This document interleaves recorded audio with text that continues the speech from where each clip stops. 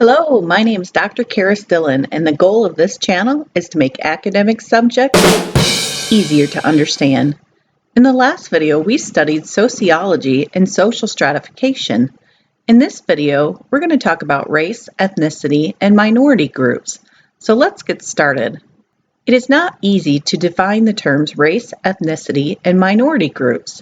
Different academic fields like psychology, political science, economics, and sociology may define these terms differently. When it comes to sociology, race is defined as the physical differences in human beings that society sees as relevant. Much of the definition of race depends upon how human beings stratify one another according to their physical differences.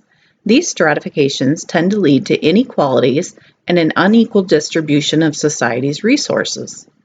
Ethnicity is defined as culture, essentially the values, beliefs, or religious practices of that group. There are generally shared traditions, rituals, and/or language shared amongst those within certain ethnicities. When I lived and worked in Postville, Iowa for 9 years, there was a group of Hasidic Jewish individuals that lived in that community. The ethnicity of this group is different from others in that they live separately with their community and do not interact on a regular basis with communities outside of their own. It's somewhat like the Amish in that they prefer to live and communicate with their own community versus living amongst the majority of people. The community did just fine coexisting with one another. I was part of an ambulance crew for a couple of years, and it only became difficult when there were no men with us on the calls to homes of Hasidic Jewish men. These men are not allowed to be in the same room with women, and sometimes they would refuse care if it came from a woman. Others allowed us to treat them. The term minority group is defined as a group of people that lack power because of a shared trait like skin color, age, gender, or their country of origin. This shared trait or commonality is seen as inferior as compared to a majority group, which holds power, money, or social status. The majority group tends to have prejudices and discriminations against that minority group. The term minority group is defined as a group of people that lack power because of a shared trait like skin color, age, gender, or their country of origin. This shared trait or commonality is seen as inferior as compared to the majority group, which holds power, money, or social status. The majority group tends to have prejudices and discriminations against the minority group. What's very important to remember is that the majority group is not always bigger in numbers than the minority group. There are 5 characteristics that are found with minority groups. 1. The membership is involuntary. 2. They have less power and are treated less than the majority group. Number 3. They have a physical characteristic that is different, or they have a language difference that can be heard. Number 4. They know they're part of the subordinate group. And number 5. Many individuals in this group marry others and have children within the same minority group. It's important to note at this point what is called scapegoat theory. This theory contends that the dominant group feels anger, frustration, and aggression toward the minority group and will discriminate and potentially hurt members of that group.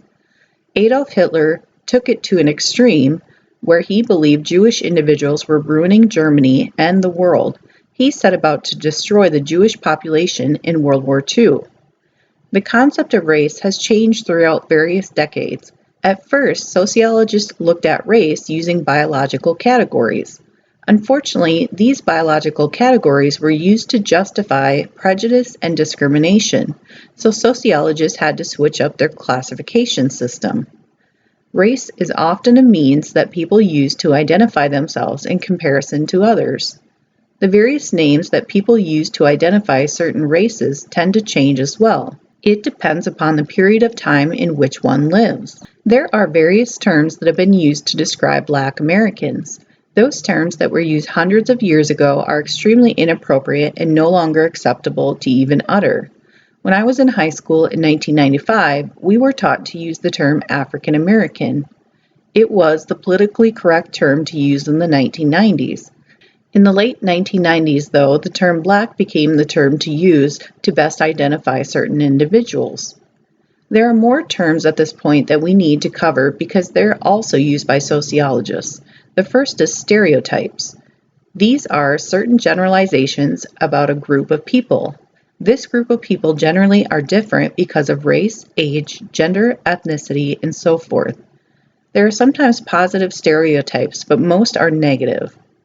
Saying that all Asians are extremely intelligent and good at math could be considered a positive stereotype. I'm not going to state a negative stereotype because saying it out loud tends to facilitate its likelihood and for it to be repeated. Prejudice is another term that's used by sociologists. Prejudice is considered the beliefs, feelings, attitudes, and thoughts about a certain group of people. It's a judgment based upon no real experience with that group of people. Racism. Racism is different in that it is a judgment that's used to justify that one group of people is superior to another group of people. White supremacists have racist ideology and often take part in hate crime as well as hate speech.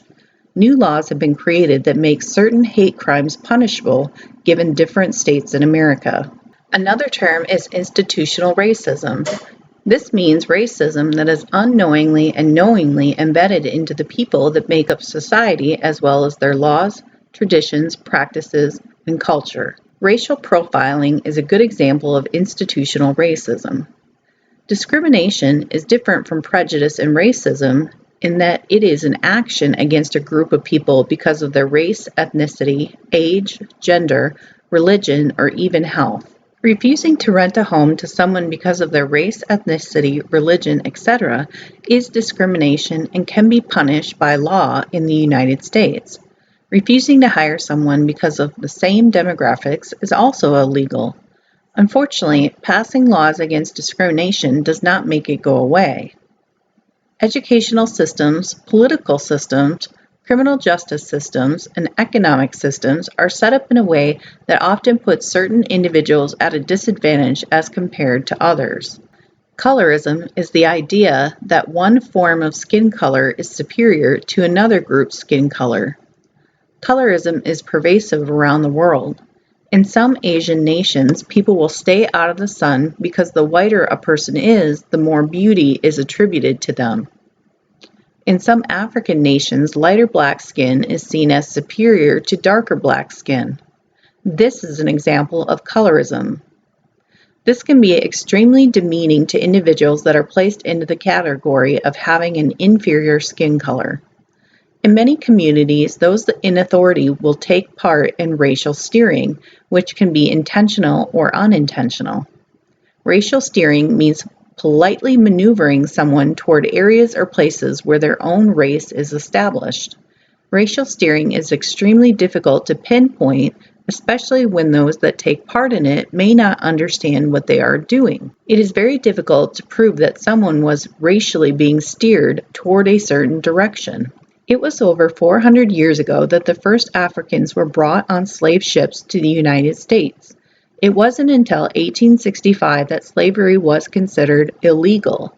Since then, Black Americans have experienced Jim Crow laws, segregation, overt discrimination, killings, beatings, voter suppression, racial profiling, and have been brutally murdered by police officers that took an oath to serve and protect all people of the United States. Michael Brown, George Floyd, Breonna Taylor, Rayshard Brooks, Daniel Prude, Stephen Clark, Botham Jean, Philando Castile, and the names just go on and on. These are individuals that have been killed by authorities because of their race. The Black Lives Matter movement has protested in various cities across the United States in order to demand police reform. In 2020, BLM protested during a worldwide pandemic after the horrendous death of George Floyd, demanding changes in the nation for Black Americans. Even after 150 years since the outlawing of slavery in the U.S., institutionalized racism has kept Black Americans from gaining wealth in America. Black Americans remain unemployed at a rate that's 3 times higher than that of white Americans. Now let's look at 3 sociological theories in relation to race. The first sociological theory is functionalism. The functionalist theory states that racism must serve some sort of function in society if it exists. What does a dominant group achieve by holding racist attitudes and beliefs? This theory does not make racism okay, but there has to be some sort of justification for it. Unfortunately, sometimes racism creates bonds between majority members within society. The one item that the majority can never take away from, though, are the talents of the minority group and/or its individual members. The second sociological theory is the conflict theory. The conflict theory looks at the inequalities that exist given gender, social class, education, race, and ethnicity within a society. Sociologists examine the past and current problems and struggles between those that have power and those that lack power. The intersection theory states that various demographics such as race, gender, class, and sexual orientation can bring advantages and disadvantages within a society. The third sociological theory is symbolic interactionism. Symbolic interactionists look at society symbols such as those for racism. People's racism often forms from the interactions between members of the dominant group. Consistent interactions between members of the dominant group and their repeated pictures of the subordinate group tend to maintain their stereotypes. Much of the time, these stereotypes are continued by majority members who've had no personal interactions with people of the minority party. When different groups of people get along and there's no distinction made between the majority versus the minority groups, this is known as pluralism. Groups tend to go back and forth on the spectrum of tolerance and intolerance. When the dominant group has a completely toxic relationship with the minority group, genocide can take place. Genocide is defined as the dominant group annihilating or getting rid of the minority group. This extermination of a group can be either intentional or unintentional. One of the most horrific examples of this was during World War II when Hitler attempted to kill all Jewish individuals. Another example took place in Australia, where white settlers killed thousands of Aboriginals. Lastly, when the Europeans colonized the American continent, the diseases that they brought unintentionally killed thousands of Native Americans. Unfortunately, genocide still exists today, and nations are trying to take a firm stance against it. Expulsion is a term used to describe when the subordinate group is pushed or forced by the dominant group to leave their home or a certain location. When Andrew Jackson was President of the United States, he forced 60,000 Native Americans off their land and forced them to walk over 5,000 miles, where thousands died along the way. During World War II, Japanese Americans were forced out of their homes and brought to internment camps where 120,000 individuals were held for up to 3.5 to 4 years. In the past, the southern portions of the United States put segregation into place, which means physically separating whites from blacks. Segregation can take place due to law, or it can happen without law.